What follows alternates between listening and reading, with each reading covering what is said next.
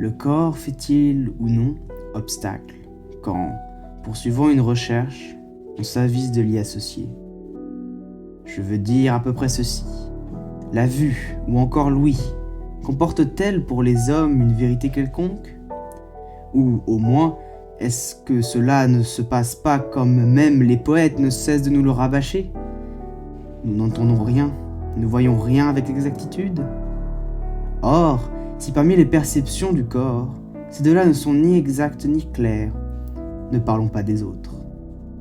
Car elles sont toutes, j'imagine, plus imparfaites que celles-là. N'est-ce pas ton avis? Si, tout à fait.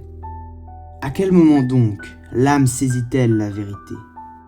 Chaque fois en effet qu'on se sert de son corps pour tenter d'examiner quelque chose, il est évident qu'elle est totalement trompée par lui. Socrate cherchait la vérité. D'autres, après lui, ont également entrepris cette quête. Aujourd'hui encore, nous cherchons à savoir, à connaître la vérité. Mais est-ce possible? La vérité est-elle atteignable? La vérité existe-t-elle?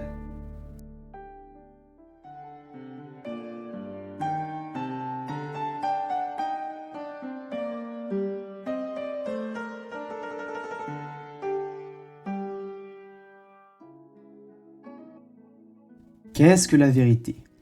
C'est une question qui, bien que fondamentale, n'est pas si facile à résoudre de prime abord. Si l'on recherche une définition de la vérité, on peut lire sur Wikipédia que la vérité est la correspondance entre une proposition et la réalité à laquelle cette proposition réfère. Par exemple, si je dis « il fait beau » et que dehors il y a effectivement un grand soleil, alors ce que je suis en train de dire, ma proposition, est une vérité. En d'autres termes, la vérité, c'est l'opinion juste. Je m'explique. Une opinion est un jugement porté sur quelque chose. Par exemple, lorsque je dis « il fait beau », je porte une opinion sur le temps qu'il fait. J'estime que dehors, il y a du soleil. Et si cette opinion est raccord avec la réalité, s'il fait effectivement beau dehors, alors mon opinion est juste. Ce que je dis correspond avec la réalité. Vous me direz peut-être que je viens de répondre en 2 secondes à la question « la vérité existe-t-elle » avec cet exemple du beau temps. Seulement, est-on sûr qu'il fait bel et bien beau dehors? Ne serait-ce pas une illusion? En fait, le problème de l'existence ou non de la vérité réside dans notre capacité à percevoir la réalité. En effet, il nous faut connaître la réalité pour affirmer que quelque chose est vrai, pour affirmer que cette chose correspond justement à la réalité. Malheureusement, et nous en avons parlé d'ailleurs dans la première vidéo de la chaîne qui s'affiche en haut à droite de l'écran, notre corps est faillible et nos sens, imparfaits, ne nous permettent pas de percevoir la réalité de manière exacte. L'être humain est prisonnier de son corps, comme enchaîné dans une caverne, tournant le dos à la sortie de celle-ci, tournant le dos à la réalité. Il n'est en mesure de l'apercevoir que via les ombres et les échos de celle-ci, sur les parois de la grotte. Comment avoir une opinion juste si la réalité n'est pas perceptible parfaitement? Vous me direz peut-être qu'il ne faut rien exagérer, et que, quand bien même la réalité ne nous est pas complètement accessible, nous en percevons les grandes lignes, et que, toujours en reprenant notre exemple météorologique, nous sommes en mesure d'estimer le temps qu'il fait, rendant la phrase « il fait beau » vraie. Cependant, un mirage semble toujours réaliste, et pourtant, il n'y a jamais d'eau là où l'on en voyait. Vous me direz peut-être que, au toucher, à la sensation de la chose, on peut estimer que celle-ci est réelle. Mais n'avez-vous jamais eu l'impression de tomber durant votre sommeil ou lorsque vous étiez sur le point de vous endormir? Cette sensation est réaliste. Pourtant, on ne tombe pas. Les plus convaincus rétorqueront peut-être que, dans tous les exemples que j'ai donnés, à chaque fois, nous finissons par nous rendre compte de l'illusion et que cette prise de conscience indique donc que ce que nous avons cru percevoir est faux, n'est pas réel.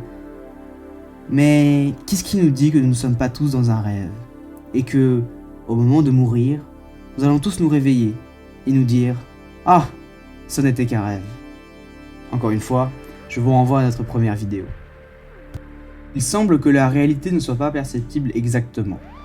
On peut donc se demander comment atteindre la vérité. Comment avoir une opinion juste de la réalité si celle-ci n'est pas atteignable pour l'humain? La quête de la vérité est d'ailleurs considérée par beaucoup de philosophes comme le but de la philosophie. Il y a plusieurs visions différentes de la vérité et de sa quête. Certains la recherchent, d'autres pensent qu'elle est inatteignable, d'autres encore estiment que la vérité est différente pour chacun. J'aimerais d'ailleurs m'arrêter un bref instant sur ces deux dernières façons de voir la réalité, qui selon moi ont quelques problèmes.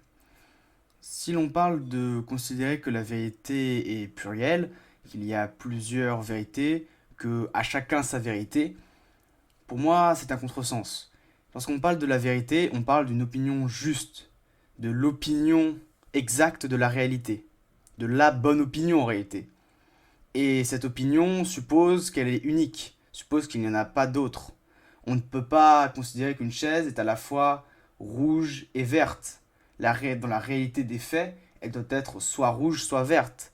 Et si jamais chacun considère qu'elle est soit rouge, soit verte, on est dans l'opinion, on n'est plus dans la vérité, on n'est plus dans l'opinion juste. Ça n'a pas de sens pour un objet d'être deux états à la fois. Il doit être soit l'un, soit l'autre.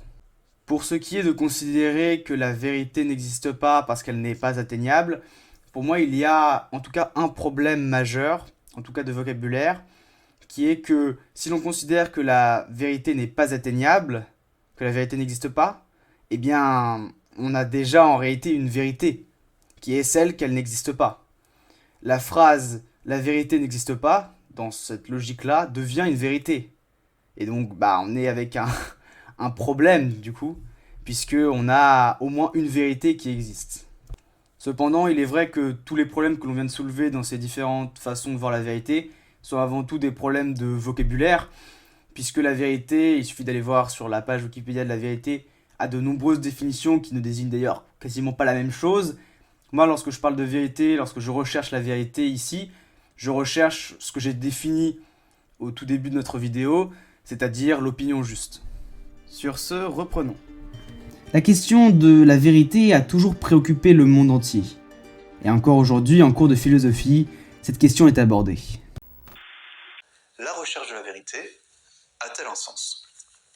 Alors on va commencer par répondre que oui, la recherche de la vérité a un sens, tout simplement parce que la vérité, eh bien, elle existe. À ce moment-là, j'ai tiqué. Pourquoi la vérité existerait-elle? Qu'est-ce qui nous permet de l'affirmer? De nombreuses personnes ont cherché à trouver la vérité. Mais cela veut-il dire qu'elle existe pour autant? Des alchimistes ont bien tenté de transformer du plomb en or. Cela veut-il dire que c'est possible? Pour savoir si la vérité existe, il faut la trouver quelque part. Ce qui ne va pas d'ailleurs être une mince affaire au vu de notre incapacité à percevoir le réel. On peut se demander si la science n'est pas une vérité. Les maths, la physique ou encore la biologie sont souvent décrites comme vraies. Cependant, les sciences ont pour vocation de décrire le monde, de le schématiser et ensuite d'en faire des concepts, des lois. Or, nous l'avons dit plus tôt, la réalité est difficilement perceptible pour les hommes. Ainsi, les sciences se basent sur une réalité déformée, une simple opinion que nous en avons, autrement dit, une opinion qui n'est pas juste, qui n'est pas vraie. On l'a d'ailleurs vu au fil de l'histoire, les sciences ne cessent de s'améliorer, ne cessent de se corriger, et c'est ainsi qu'il y a quelques siècles, on savait que la Terre était au centre du système solaire, alors qu'aujourd'hui, on sait que le Soleil est au centre du système solaire. Qui sait ce que l'on saura dans quelques autres siècles? Non, les sciences ne sont pas une vérité. Elles aspirent à en devenir, mais elles ne le sont pas. Prenons le problème méthodiquement. On cherche à savoir si la vérité existe. Il nous faut donc trouver un exemple de vérité, afin de savoir si elle existe effectivement. Reprenons à la base. De quoi sommes-nous sûrs de l'existence? Qu'est-ce qui existe de manière certaine?